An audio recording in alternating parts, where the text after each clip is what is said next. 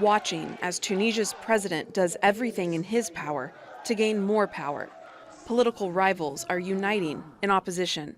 4 parties issued a joint statement saying Kais Saied has lost his legitimacy. While the largest party in parliament, Ennahda, accuses Saied of trampling the constitution born out of Tunisia's 2011 uprising.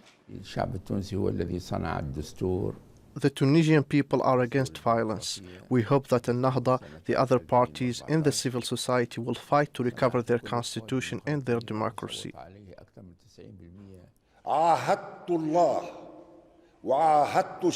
On Wednesday, Kais Saied declared that he will rule by decree and no longer abide by parts of the constitution. He says he's preparing to change the political system after sacking the prime minister, freezing parliament, and assuming executive authority in July. Denying charges of a coup, Kais insists his aim is to establish a true democracy where the people are sovereign.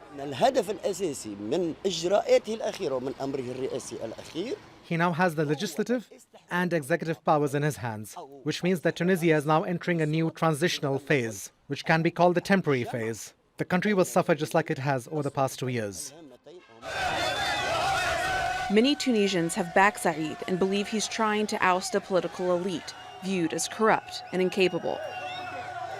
Kais Saied must open his door and hear the people. He must listen to the qualified people.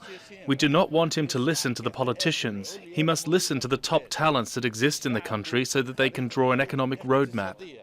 But even one-time political allies are now turning against the president. We think that the president has now decided to deviate from the constitutional legitimacy and the legitimacy of people's will. In 2011, Tunisia was the first country to rid itself of autocratic rule in what would become the Arab Spring. I would expect that in 1 or 2 months, because of social economic reasons, we may see the beginning of opposition in the street that would actually join the anger of the political elite that is happening right now. Protests are already planned for Sunday in the same square where more than 2 decades ago, the people rose up against then-President Ben Ali. Leah Harding, Al Jazeera.